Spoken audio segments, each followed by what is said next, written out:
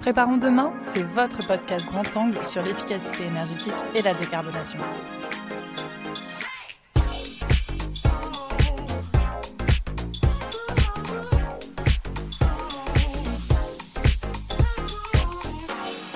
Bonjour à tous et bienvenue dans ce nouvel épisode de Préparons demain. J'espère que votre mois d'août a été ensoleillé, qu'il a été chaud, car notre sujet du jour va vous rafraîchir les idées. En effet, aujourd'hui, on parle de l'air qui circule dans vos bâtiments.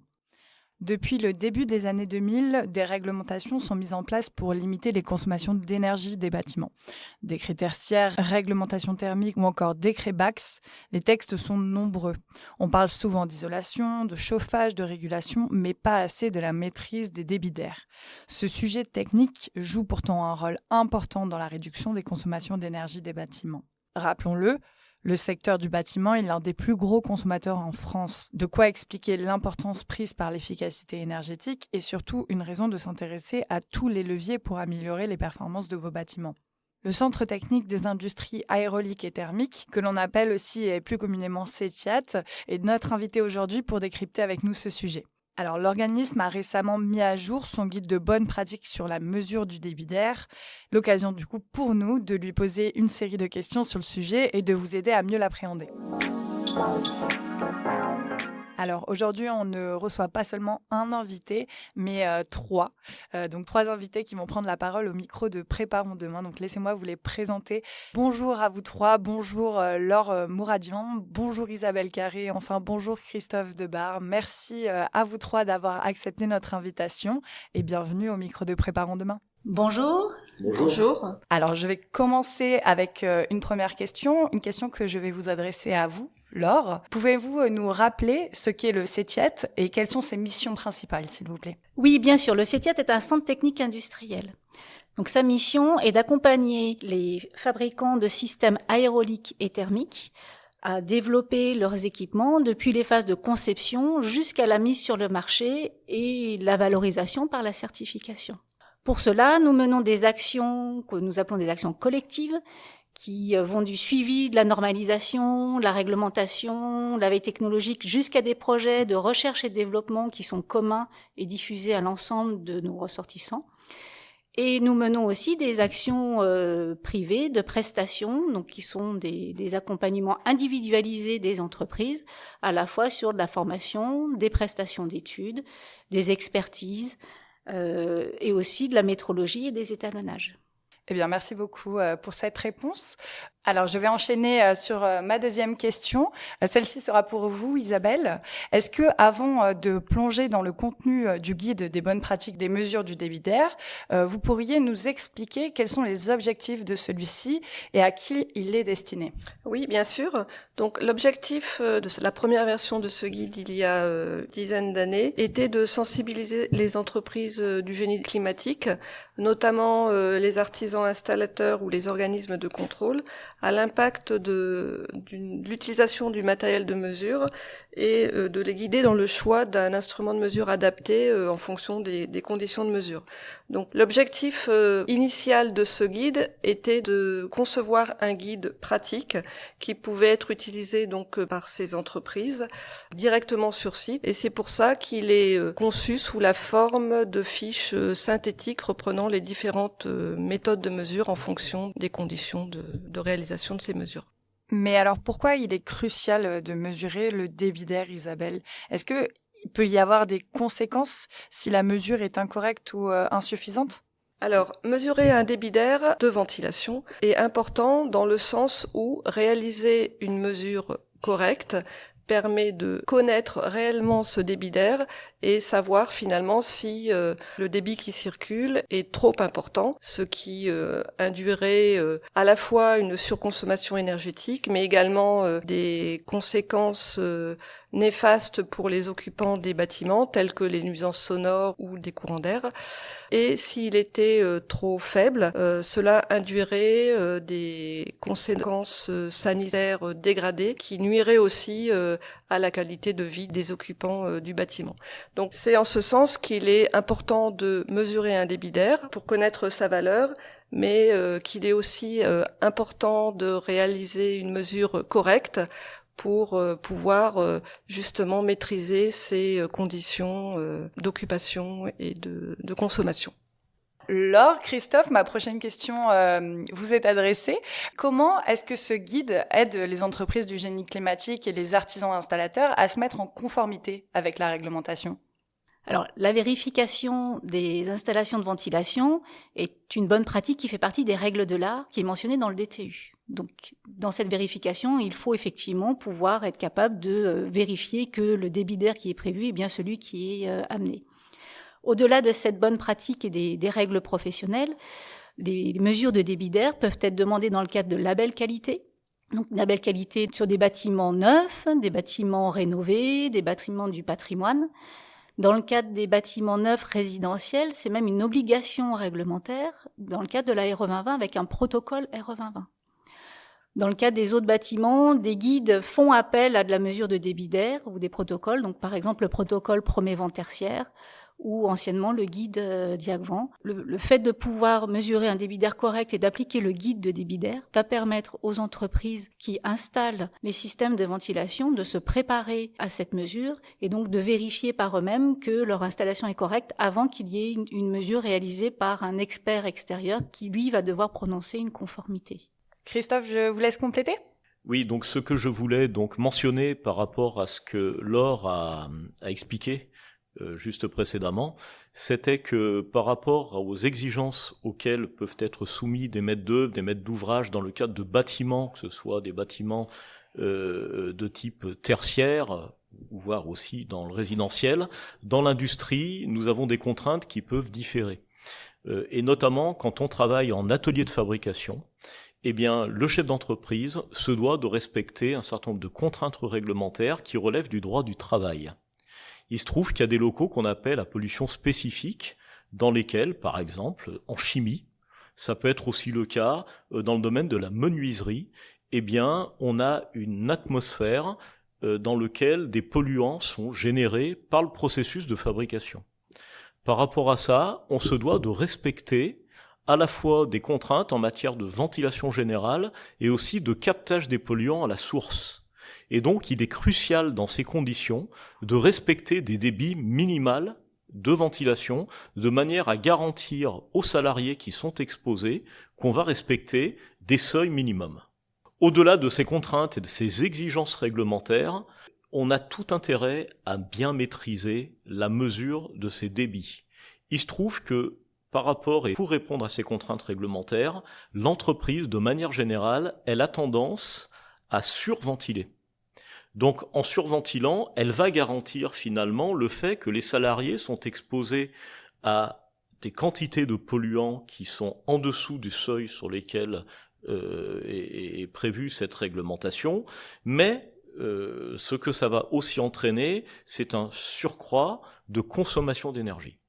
Donc, le fait de bien maîtriser le bon niveau, finalement, de débit de ventilation va permettre d'avoir de la confiance et à l'entreprise d'appliquer le juste niveau nécessaire avec effectivement un coefficient de sécurité, mais qui permette aussi de ne pas surconsommer.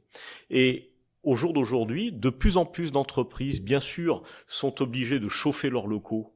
Donc, dire ventiler, dire aussi extraire des calories, mais aussi l'été, compte tenu aussi des contraintes fortes que l'on voit, et notamment en période caniculaire, pour le bon fonctionnement aussi des installations, pour le confort des salariés, on est obligé aussi de climatiser, d'avoir des apports finalement frigorifiques. Et donc, le fait de bien maîtriser cela permet de réduire ces consommations d'énergie. Merci beaucoup, Christophe.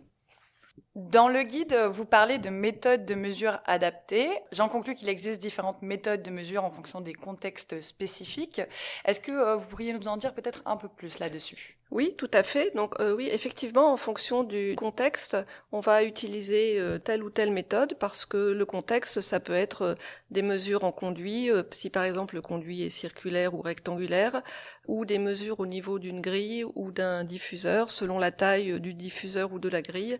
Les appareils de mesure qui devront être utilisés pour réaliser ces mesures seront de nature différente. La première partie de ma réponse a concerné les mesures aux grilles et maintenant je vais parler des mesures en conduit. D'autre part, quand on réalise des mesures en conduit, en fonction du du contexte de la mesure. Par exemple, on ne peut réaliser la mesure que proche d'un coude ou de toute autre singularité. La qualité de la mesure qui va être réalisée va dépendre de la méthode de mesure qui va être utilisée, et en particulier de la position des points de mesure et du nombre de points de mesure.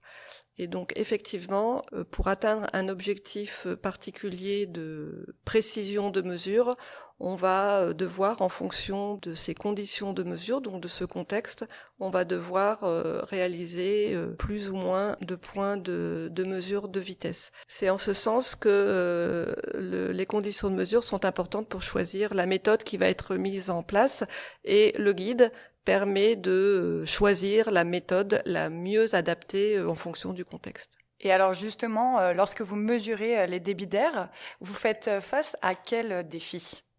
Alors quand on va mesurer un débit d'air, il est finalement, dans un premier temps, de choisir l'instrument de mesure qui est adapté par rapport au contexte. Et choisir un instrument de mesure, ça veut à la fois dire choisir un instrument de mesure dont la plage de fonctionnement est adaptée à la mesure qu'on veut réaliser, mais c'est également choisir un instrument de mesure dont on a vérifié que l'exactitude, sa justesse, était conforme à l'attendu. Parmi les autres difficultés qu'on peut rencontrer pour réaliser une mesure de débit sur site, et là finalement ce ne sont plus des difficultés qui sont directement liées à l'instrument de mesure qui va être utilisé, mais c'est des difficultés qui sont liées à tout le contexte entourant la réalisation de cette mesure. On peut également citer l'accessibilité du lieu où on veut réaliser la mesure.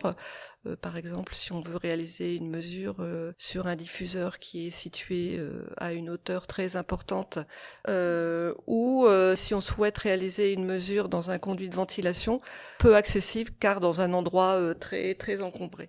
Quand on parle d'accessibilité, il ne faut pas non plus négliger le temps qui sera nécessaire pour réaliser cette mesure, et donc le temps qui pourra être alloué pour réaliser cette mesure par l'industriel ou le gestionnaire du bâtiment, puisque le temps qui sera alloué sera du temps qui sera préjudiciable à l'utilisation du bâtiment, par exemple.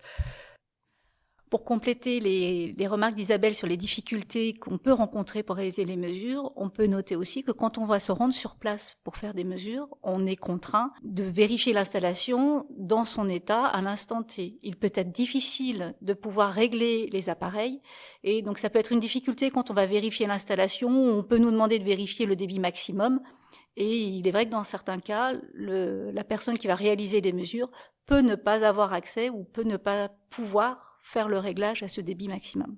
Donc ça fait partie des enjeux de mesure de débit d'air sur site. À un moment donné, c'est une photo à un instant T, et après il faut pouvoir remonter aux critères de conception et de dimensionnement, mais ça c'est un autre sujet. Merci beaucoup Laurence pour ce complément d'information. Alors je vois du coin de l'œil Christophe qui me fait des signes. Est-ce que vous souhaitez ajouter quelque chose ? Ce que je voulais simplement ajouter en complément de ce que mes collègues ont mentionné sur les contraintes, sur les exigences, c'est que d'une manière générale, la bonne maîtrise, bonne mesure du débit d'air, c'est crucial et nécessite aussi d'avoir une compréhension systémique du fonctionnement du lieu, de l'infrastructure dans laquelle on va faire ces mesures. Et je pense notamment à plusieurs sujets et des grandes infrastructures ou des ouvrages sur lesquels nous sommes intervenus, où je vais citer 3 cas de figure. Par exemple, nous sommes intervenus pour faire des mesures de débit d'air dans la bibliothèque François Mitterrand. Nous sommes intervenus sur des puits de ventilation du métro parisien. Nous sommes intervenus et nous intervenons encore dans des centrales nucléaires, où, dans ces 3 cas de figure, il y a besoin d'avoir une bonne compréhension de la manière dont ça fonctionne. Ça veut dire qu'à un moment donné, on doit être en capacité, quand on intervient, le CETIAT intervient régulièrement dans ces cadres-là, de faire des mesures avec les bons instruments, avec les bonnes méthodes, en faisant face aux contraintes qui ont été exprimées, grande hauteur, milieu confiné, et que sais-je encore, et qui vont nécessiter aussi d'avoir un regard sur la manière dont ça fonctionne, et se poser les bonnes questions. Où est l'entrée du système de ventilation ? Quels sont les types de ventilateurs ? Quels sont les types de pollution qu'on peut rencontrer ? Et par rapport à ça, c'est vraiment tout un métier d'être en capacité d'avoir à la fois le métier de mesureur et d'avoir aussi le métier d'aérolicien. Et tout ça combiné donne aussi derrière la bonne compréhension de ce qu'on veut faire et peut-être aussi de l'analyse critique des résultats. Parce que faire une bonne mesure est essentiel, mais encore faut-il derrière en tirer des conclusions. Parfois, on tire une conclusion, c'est on n'est pas au débit qu'il faut. On surventile, on sous-ventile. Mais parfois, c'est aussi peut-être d'avoir une analyse aussi sur les dysfonctionnements que l'on peut effectivement constater et éclairer aussi le donneur d'ordre sur d'autres mesures correctives ou préventives qu'il faudrait mettre en place pour ventiler comme il le faut. Alors Christophe, je vais en profiter, vous avez le micro, donc je vais vous poser ma prochaine question. D'après vous, quels sont les principaux bénéfices qu'une entreprise peut tirer en appliquant les bonnes pratiques recommandées dans ce guide ? Oui, alors au-delà des contraintes réglementaires, où là il ne s'agit pas d'un bénéfice, mais de répondre à une exigence, le fait de mesurer, de bien mesurer, de maîtriser la mesure d'un débit dans une entreprise, et notamment quand on parle d'entreprise, j'entends là, et je pense en particulier aux entreprises industrielles, qui souvent, pour des raisons réglementaires, vont surventiler, de manière à être sûr d'être en dessous des seuils et des exigences pour les salariés qui vont être dans les ateliers de fabrication. Donc par rapport à cette exigence-là, une surventilation, elle va s'entraîner dans de nombreux cas par une surconsommation d'énergie, ce qui s'entend de manière très logique parce que un atelier de fabrication nécessite d'avoir une ambiance qui soit contrôlée et de plus en plus par rapport aussi aux contraintes de qualité de fabrication que l'on peut rencontrer en entreprise, on a besoin de réguler et de maintenir une ambiance et un niveau de température, on a besoin aussi de maintenir un niveau d'humidité, donc une hygrométrie que l'on va avoir à l'intérieur finalement du local de fabrication. Et donc, d'autres contraintes apparaissent, et on le sait, avec les canicules de plus en plus récurrentes, qui nécessitent finalement un apport aussi de frigories pour être en capacité de maintenir l'ambiance, de maintenir le confort des salariés, la bonne qualité de fabrication, le bon fonctionnement aussi des équipements et des lignes de fabrication qui, si on les met face à des températures trop élevées, finalement risquent de dysfonctionner. Donc si on prend l'ensemble de ces contraintes, eh bien on a forcément, dès lors qu'on surventile, une surconsommation d'énergie, et le fait de maîtriser ce débit de ventilation va permettre de maîtriser ces consommations d'énergie et au moins de les contrôler, voire de les baisser. Donc ça, c'est vraiment des éléments que l'on note lorsque l'on se déplace sur des sites industriels et on parle en connaissance de cause pour faire des diagnostics énergétiques. Eh bien, le fait d'avoir des bons niveaux de ventilation bien mesurés permet de contrôler tout ça. Merci beaucoup Christophe pour cette réponse. Alors maintenant, on va faire un petit point sur l'avenir, le futur. Isabelle, est-ce que vous pensez que les pratiques de mesure du débit d'air vont évoluer à l'avenir ? Ah oui, complètement. D'abord par une prise de conscience de l'enjeu de la mesure de ce débit d'air, mais également par une évolution possible des réglementations et aussi une évolution des instruments de mesure. Donc tous ces éléments vont faire que les pratiques de mesure de débit d'air vont évoluer. D'ailleurs, cela a déjà commencé puisque c'est ce qui nous a poussé à publier la mise à jour de ce guide qui, comme je l'ai dit au début de ce podcast, existe depuis une bonne dizaine d'années. Alors, on arrive à la fin de mes questions. Est-ce que vous aimeriez peut-être ajouter quelque chose, un point de vue qu'on n'a pas abordé et qui vous semble important ? Ce que je voudrais souligner, c'est qu'on a beaucoup parlé de vérification des installations, un état des lieux pour faire une expertise du système. Il faut se rappeler également que la mesure du débit d'air peut être faite en continu pendant toute la durée de vie de l'installation. Ça permet de vérifier que les opérations de maintenance sont bien réalisées, qu'il n'y a pas de problème de détérioration de l'ensemble de l'installation de ventilation. Donc un problème de défaut de réglage de la CTA, de la GTC, des problèmes de filtres trop encrassés, la mesure du débit d'air permet de vérifier qu'on n'a pas de souci sur l'ensemble du réseau de ventilation. Donc c'est un point qui me semble important. Ce n'est pas qu'une obligation à réception de l'installation ou à un moment où on veut basculer et faire une modification. C'est une bonne pratique sur toute la durée de vie du bâtiment et de l'installation de ventilation. Par ailleurs, on a parlé tout à l'heure de l'intérêt d'avoir des bons appareils de mesure qui soient vérifiés, utilisés dans leur bonne plage de mesure. Ces appareils doivent être vérifiés régulièrement, avoir un contrôle périodique pour s'assurer qu'il n'y ait pas de dérive et qu'ils continuent à être opérationnels et adéquats dans la bonne plage d'utilisation.